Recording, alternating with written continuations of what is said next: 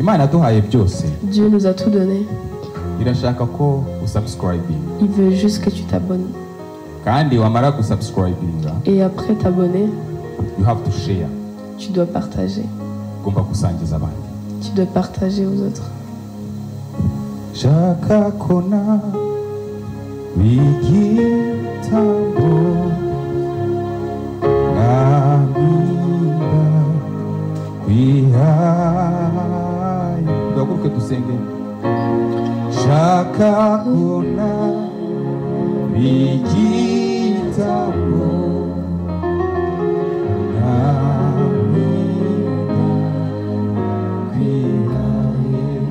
Nyakira, nyakira,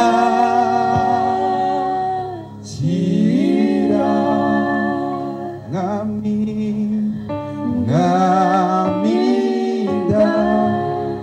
kwihaye, shaka kona igitambo.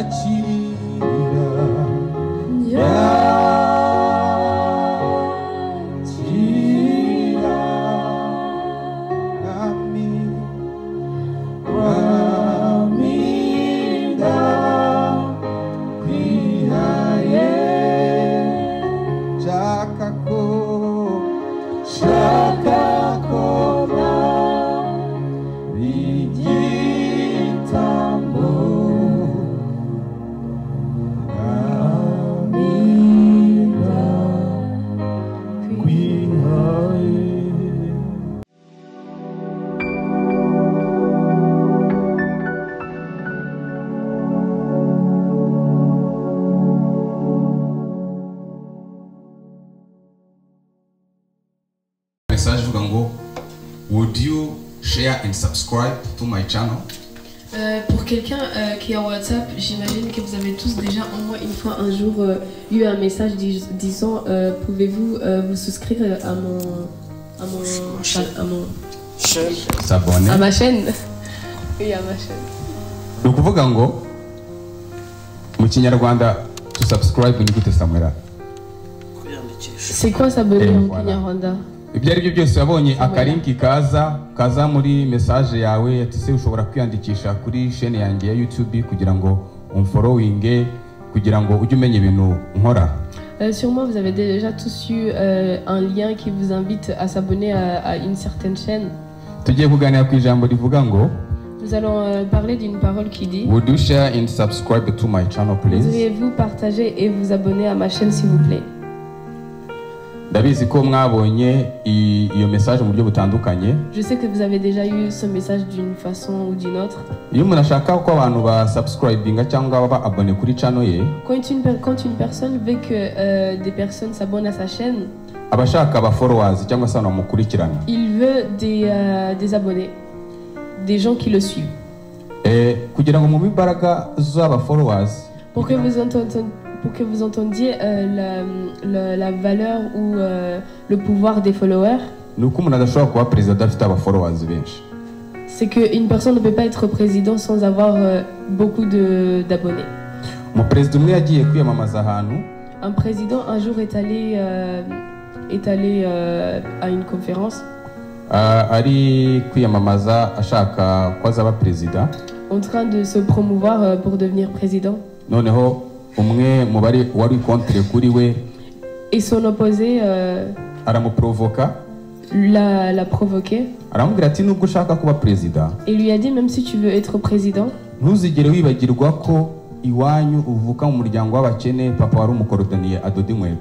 jamais que la famille d'où tu viens, ton père est un cordonnier. Et puis il lui a répondu. Donc celui qui parlait, qui lui disait ça venait d'une famille noble. arangije aramusubiza ati naringize ngo ufite ikibazo cyuko inkweto iwacu bagukoreye zimeze nabi. Il lui a répondu, je pensais que tu avais eu peut-être un souci au niveau de ta chaussure ou que ma famille a peut-être fait pour toi. nze nzi gukora uko nanjye nzi gukora inkweto. Pour que moi je vienne réparer ça parce que moi aussi je sais, je connais le métier de cordonnier. kandi nterwa ishema n'umurimo data yakoze kuko niwe watumye ndera niwe utumye ngeze aha ngaha. Et j'en suis fière parce que c'est l'une des raisons pour laquelle je suis là aujourd'hui. yamubajije icyo kibazo ari imbere y'abantu ashaka kumuprovoka kugira ngo akurure arebe uburyo ari buze kugira reaction. Il lui a posé cette question à ce moment-là pour l'humilier. noneho nyuma biza kurangira abaye perezida. Et au final cette personne est devenue président. amaze kuba perezida, Quand il est devenu président, bivuye kuki c'est venu de quoi? kumenya kuvugisha abafollowers b'abantu bamukurikiye. Savoir parler à ses abonnés. hari habaye ikintu kimuprovoka. Il y a eu quelque chose qui l'a provoqué. iyo aza kuba ari umuntu utitaye ko hari abantu bari kumufollowinga cyangwa bamukurikirana, Si c'était une personne qui ne donnait pas de valeur aux personnes qui le suivent, yari gushobora kuvuga ibintu rimwe na rimwe bikaba byamugiraho ingaruka bigatuma adatorwa abafollowers be bakamuvaho. il allait peut-être dire certaines choses qui auraient poussé à ses abonnés à se désabonner. bamaze kumubaza nyuma arababwira ati Et il leur a dit un jour, muri conference gutya perezida bagiye ahantu umunyamakuru aramubaza ati perezida ko bigeze kubaza ikibazo giteye gutya na gutya ugasubiza kuriya imbaraga wazikuye he? un journaliste lui a dit, lui a rappelé cette histoire en lui demandant comment as-tu trouvé les mots justes pour répondre à cette question. arangije abasubiza ati ikintu gituma ubwato burohama ntabwo ari amazi burimo ahubwo n'amazi yabwinjiyemo. Il leur a dit la raison pour laquelle un bateau coule, ce n'est pas à cause de l'eau sur laquelle il est, mais plutôt l'eau qui rentre dans le bateau. bivuze ngo ikintu gituma umuntu ahura n'ibibazo si ibibazo arimo kuko isi tubamo isanzwe irimo ibibazo irimo ama challenge, ahubwo ikintu gituma umuntu ahura n'ibibazo ni ukubyegereza umutima ku mutima. Ce qui veut dire que la raison pour laquelle notre cœur chagrine, ce n'est pas parce que ce n'est pas parce que dans le monde il y a tant et tant d'épreuves, mais plutôt parce que tu rapproches ces épreuves à ton cœur. Yesu ashimwe. Que Dieu soit turacyari loué. kumwe. Nous sommes toujours uyu ensemble. mugabo yabaye perezida kuko yabashije kumenya ku buryo aganiriza abafollowers. Cette personne est devenue président car il savait comment parler à ses abonnés. mfite ikibazo kuri wowe. J'ai une question pour toi. kuri konti ufite Sur ton compte, yaba Instagram, que ce soit Instagram, yaba Facebook, Facebook, yaba TikTok, TikTok, who are you following? qui suis-tu? ni bande ukurikira? Qui est-ce que tu suis? ese ubundi ni bande bagukurikira wowe? Mais toi, quelles sont les personnes qui te suivent? amwe tutekereza ati kuri Instagram mfite abafollowers 10-15.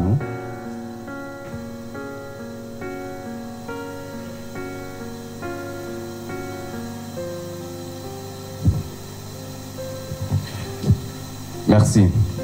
ndagira ngo wibaze ufite abafollowers bangahe? Donc j'aimerais que tu te demandes, tu as combien d'abonnés? abari bo bose hari abantu iyi si turimo tugezemo uyu munsi Le monde dans lequel nous sommes aujourd'hui, ntabwo bishoboka kubaho niba ushaka kugira ikintu paritaje abantu cyangwa ushaka kugira icyo umarira ubwami bw'Imana kwitandukanya n'iyindi si ya gatatu isigaye ihari ubu twarimuze turi kundi mu bungu witwa social media. si tu veux impacter les gens par ta foi, il y a un autre monde auquel tu ne peux te différencier. nushaka kubona imbaraga bifite Si tu veux voir le pouvoir que ça, uyu munsi biragoye ko nabona ahantu nigisha abantu bageze ku gihumbi bari hamwe. aujourd'hui c'est difficile, ce serait difficile que je prêche devant 1000 personnes ensemble dans une salle ou quelconque endroit. ariko iyo umuntu ashyize ikintu akacyapudetinga kuri YouTube uyu munsi cyangwa ejo bundi umuntu bitewe na availability n'umwanya afite abasha kugikurikirana ku buryo uyu munsi ukurikirana ibintu byo muri Afurika kandi utariyo. En ce moment, les personnes peuvent suivre les actualités en Afrique sans qu'ils y soient.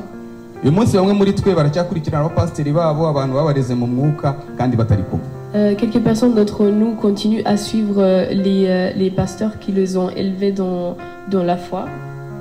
none Alors, ko tudashobora kwitandukanya n'iyi si puisque nous ne pouvons pas nous différencier de ce monde, twebwe abakristo turebamo dute? nous les chrétiens, comment vivons dans cela?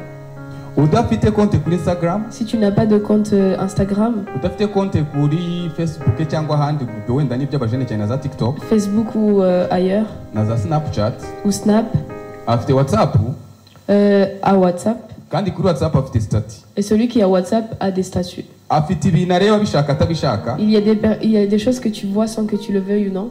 uzasanga abantu benshi tutazi ahantu dutuye tuzi aho tuviramo naho twinjira mu modoka kubera ko tugenda toujours twese turi kuri telefone.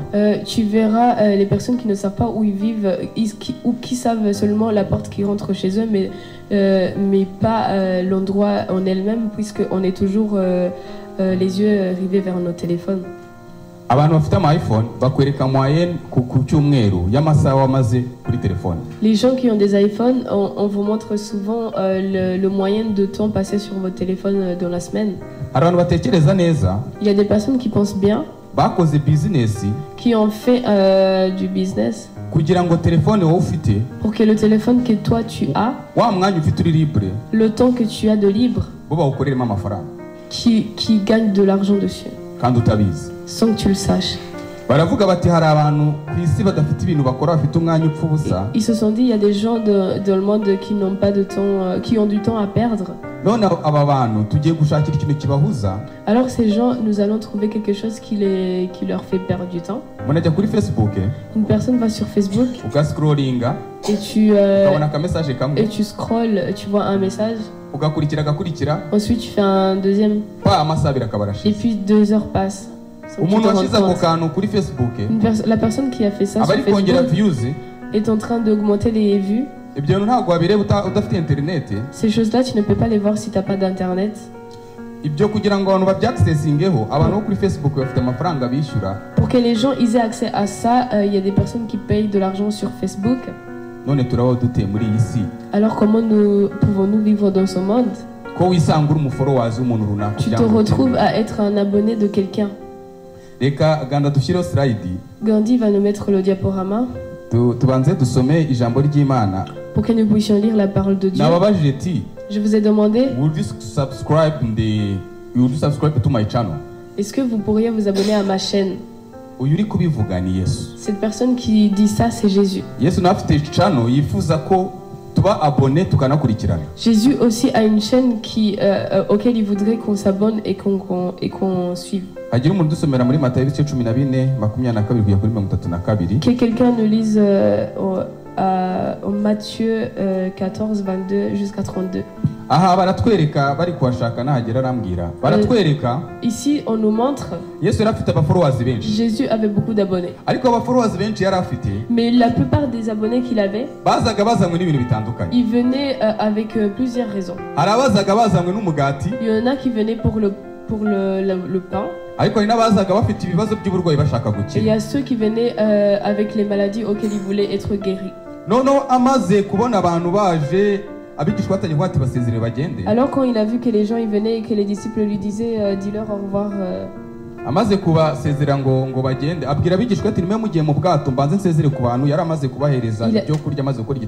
a dit à ses disciples d'aller dans le bateau à l'attendre. Il allait dire au revoir à ces personnes.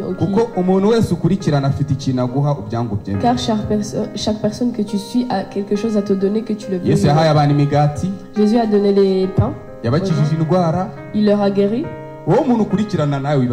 Alors la personne que tu suis te donne quoi? Et il a dit aux disciples d'aller dans le bateau et qu'ils disent au revoir à il va d'abord dire au revoir à ses abonnés. Pasteur va lire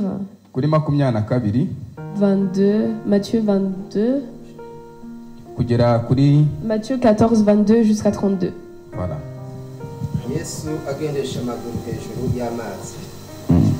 uwo mwanya ahata abigishwa be ngo bikire mu bwato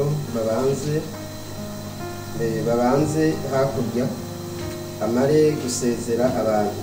Amaze kubasezerera aragenda azamuka umusozi wenyine aje gusenga. Bwari bugorobye ariyo wenyine, ariko ubwato bugeze imuhengeri buteragurwa n'umuraba kuko umuyaga ubaturutse imbere. Nuko mu nkoko aza aho bari agendesha amaguru hejuru y'inyanja, ariko abigishwa bamubonye agendesha amaguru hejuru y'inyanja bahagarika umutima, batakishwa n'ubwoba bati ni umuzimu. ariko uwo mwanya Yesu avugana n'abati nimuhumure ni jewe mwitinya. Petero aramusubiza ati mwami niba ari wowe untegeke nze aho uri ngendesha amaguru hejuru y'amazi. Aramusubiza ati ngwino. Petero ava mu bwato agendesha amaguru hejuru y'amazi ngo asange Yesu. Ariko abonye umuyaga ko ari mwinshi aratinya atangira kurengerwa arataka ati databuja nkiza. Uwo mwanya Yesu arambura ukuboko kwe aramufata aramubwira ati yewe ufite ukwizera gukewe ni iki gitumye ushidikanya. Baratambuka baja mu bwato umuyaga uratuza. Amen. Yesu ashimwe. Dieu soit loué. Hano murabona Petero. Ici vous voyez Pierre. Yarabonye umuntu. Il a vu une personne. Asanzwe abona bagendana witwa Yesu. Qu'il voit tous les jours. Ariko amubona muri situation adasanzwe amubona. Mais il a vu dans une situation qu'il ne voyait pas d'habitude. Il a vu en train de marcher sur les eaux. Arangije aravuga ati. Et il lui a dit.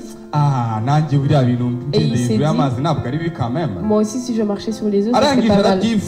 Et il a souhaité. Arangije aravuga ati ariko nanjye nagenda hejuru y'amazi. Et puis il s'est dit moi aussi je pourrais marcher sur les eaux.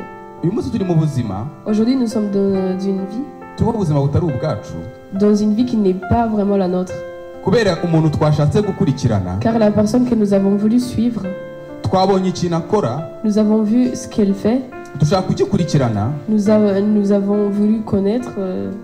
Ariko mu byukuri rimwe na rimwe atari icyacu kubera ko social media ituzanira ibintu byose. Mais des fois ces choses-là ce ne sont pas à nous puisque les réseaux sociaux nous emmènent tout et rien. Sinzi niba mwarigeze kubona meme. Je ne sais pas si vous avez vu les mèmes. Umuntu ajya kugura ikanzu kuri social media.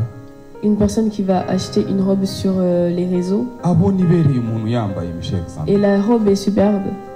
Ariko we yayishyiraho ukagira ngo si yakanzu yaguze. Et puis quand la personne met cette robe, on dirait c'est pas la même robe qu'elle a vue sur les photos. Ikibazo atari ikanzu. Mais le problème n'est pas la robe. Ikibazo nuko ateye. Le problème c'est la façon dont cette personne est physiquement.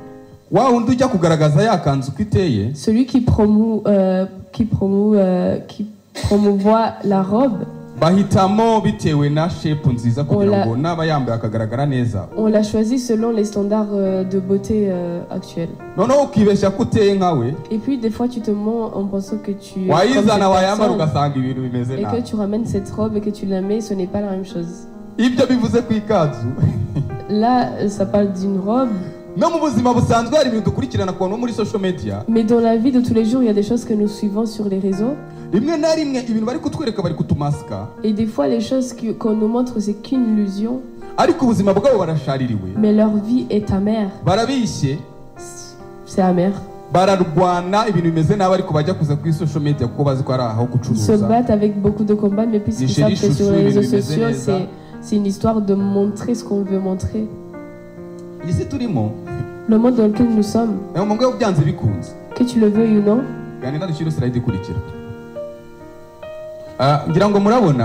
Je pense qu'ici vous voyez. Le monde dans lequel nous sommes actuellement, nous sommes à peu près de 8 milliards.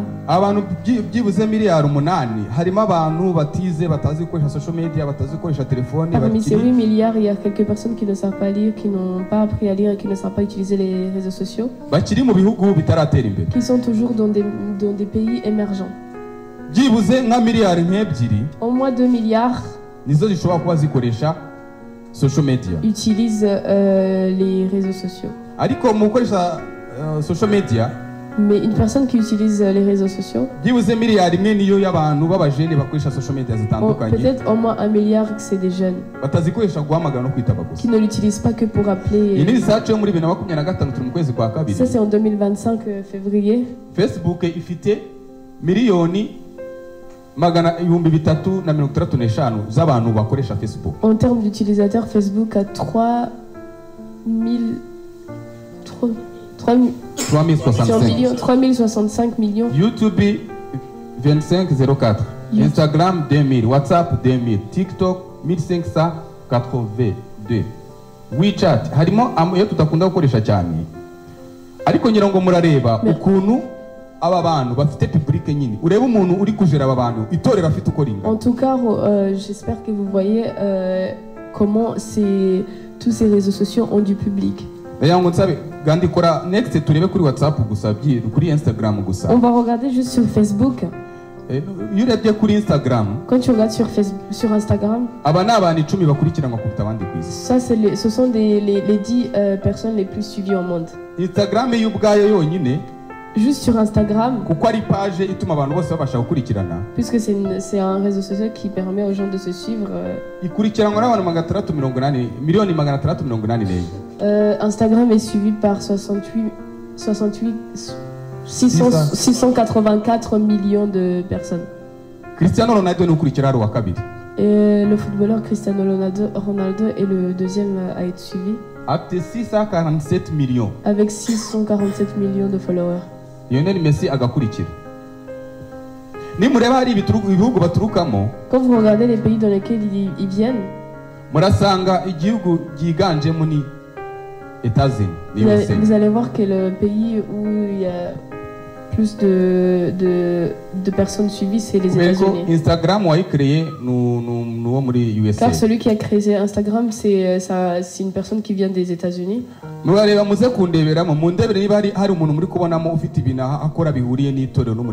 Et regardez, dites-moi si vous voyez une personne qui parle de Dieu sur ces plateformes.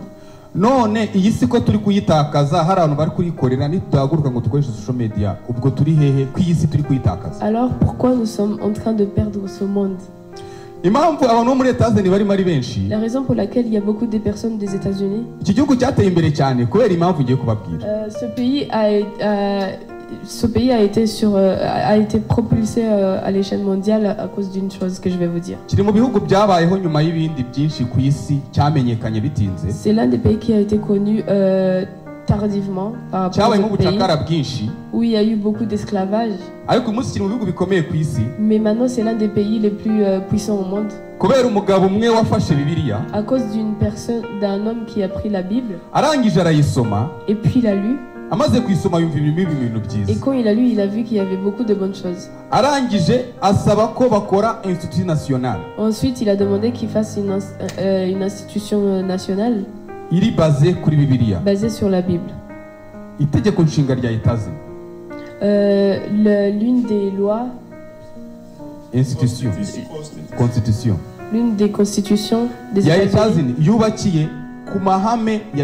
est construit à la base des choses qu'on retrouve dans la Bible.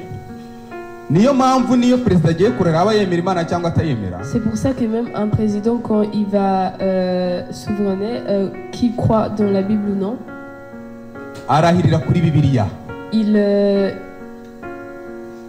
il jure sur la Bible.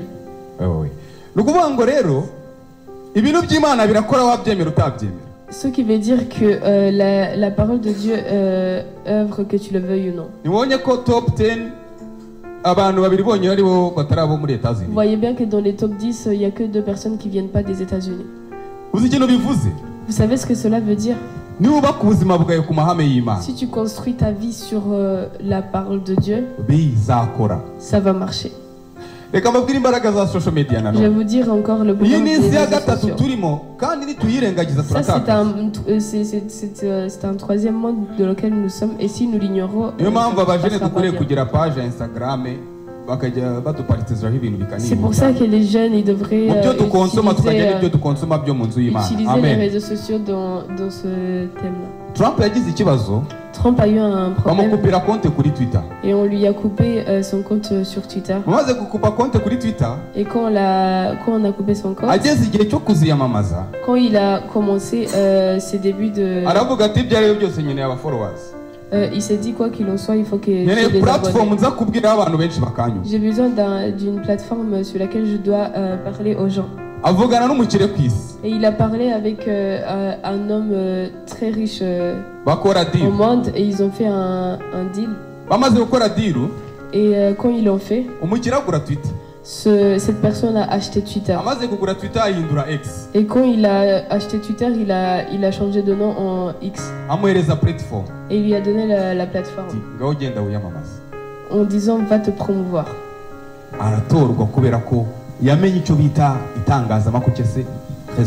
Et il a été élu président car il sait le pouvoir des réseaux sociaux.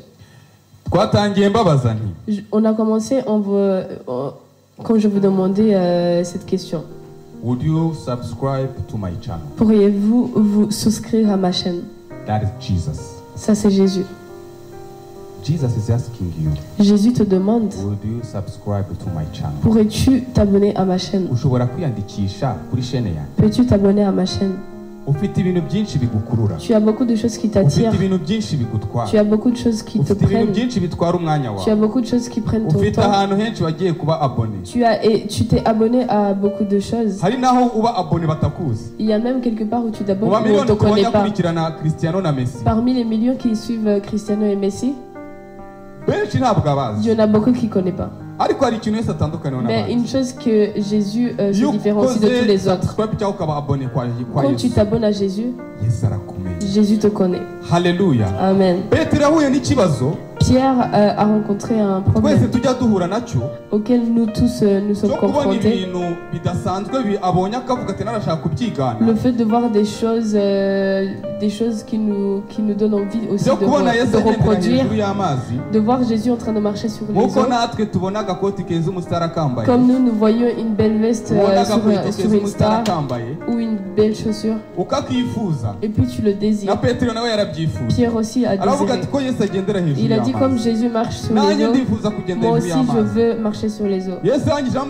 Et puis Jésus lui a dit viens. Pierre est parti en suivant Jésus. Jésus lui a dit viens. Pierre a suivi Jésus.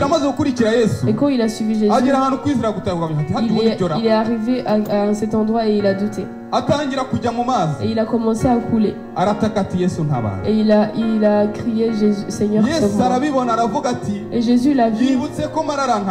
Il s'est rappelé que je peux le secourir. Nous sommes en train de suivre des gens qui ne sont pas comme Jésus. Nous sommes en train de suivre des choses qui ne nous aideront pas comme Jésus. Jésus, quand tu regardes vers lui et que tu le suis, il y a une assurance que quand tu seras dans les problèmes et que tu lui demandes de l'aide, il va te sauver. Mais les gens que nous suivons, eux aussi ils ont leurs problèmes. Ils nous emmènent nulle part. Jésus a une chaîne qui s'appelle Bible.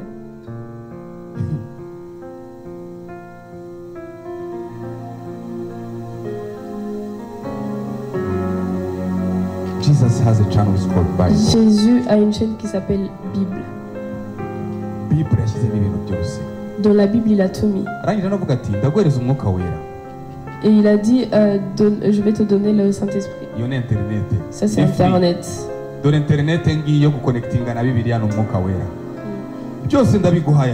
te donne tout. Mais je vais vous demander une chose.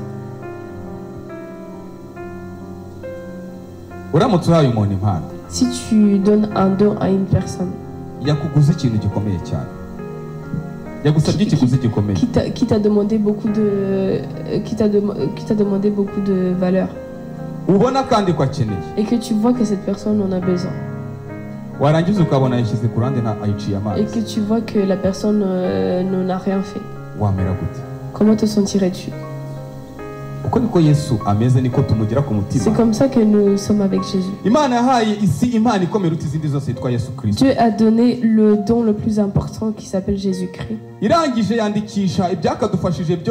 Et il a mis tout ce qui peut nous aider. Et puis même quand il a vu que c'était pas assez, il nous a envoyé le Saint-Esprit. Est-ce que tu es abonné? I already subscribed to Jesus. Est-ce que tu t'es abonné à Jésus? Jésus vous a demandé de me suivre. On est toujours en Matthieu. Matthieu 11, 28, 30. Et il a dit, Vous tous qui êtes fatigués et chargés, vous tous qui êtes fatigués et chargés, venez à moi et je vous donnerai du repos.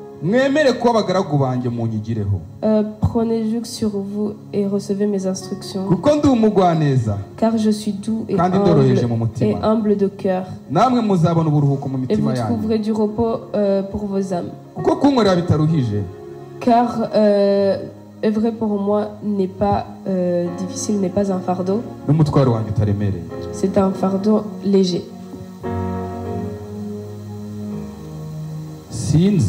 Je ne sais pas. J'ai barré quelque chose quand je lisais cette parole. Vous aurez du repos. Je me suis demandé pourquoi c'est dans le futur. Pourquoi c'est pas dans le présent là tout de suite?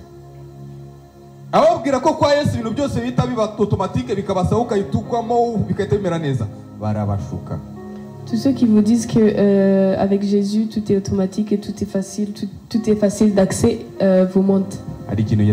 Il y a quelque chose que Jésus a. C'est quelqu'un de bien. Il est gentil. Jésus est gentil. Il est humble de cœur. Et il te demande, peux-tu t'abonner à ma chaîne s'il te plaît? Au moins une fois par jour. Une fois par jour. Peux-tu prendre ta Bible et la lire? Même dans le téléphone tu l'as. Peux-tu lire? Hier avec les jeunes, David a dit, j'ai gravé ta parole sur mon cœur pour que je ne pêche jamais auprès de toi. Dieu nous a tout donné. Il veut juste que tu t'abonnes. Et après t'abonner, tu dois partager. Tu dois partager aux autres. Shaka kona wigitambo namida kwihai. Tugakuruke dusenge. Shaka kona wigitambo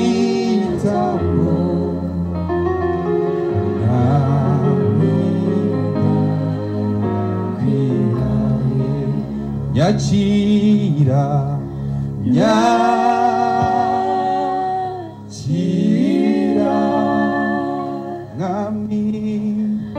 ngamida,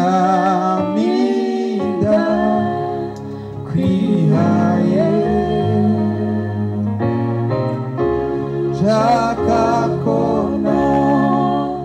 vigitambo.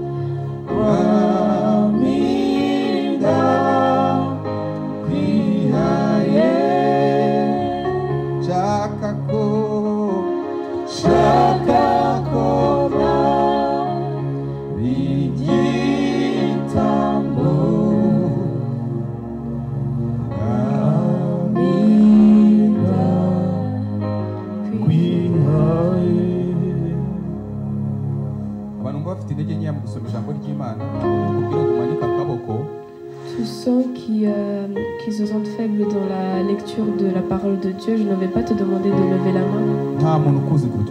Personne ne te connaît comme toi tu te connais. Nous allons tous sur YouTube. Mais quand tu n'es pas abonné à une chaîne, tu regardes comme tu veux. Mais quand tu es abonné, chaque chose qu'on upload dessus, tu reçois une notification. Dieu veut que nous ayons la discipline de lire sa parole.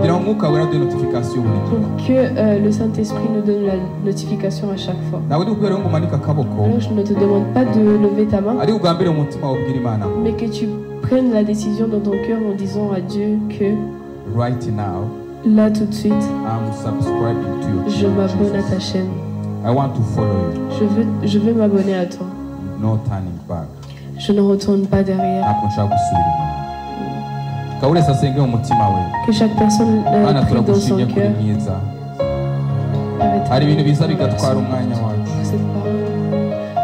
Nous te remercions pour ta bonté et ta grâce dans nos vies. Nous avons écouté ta parole. Nous avons écouté ce que tu avais à nous dire. Nous te remercions de nous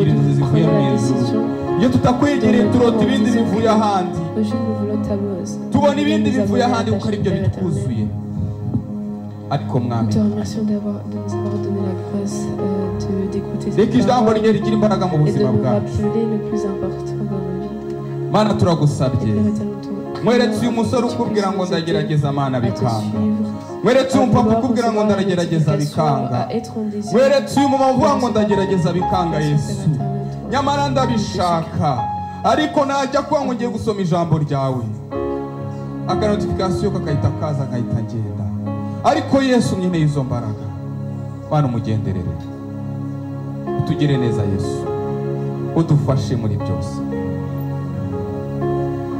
Mana mwanditsi wa Esiteri maravuze ngo tumara iminsi mike kandi yuzuye mu ruho.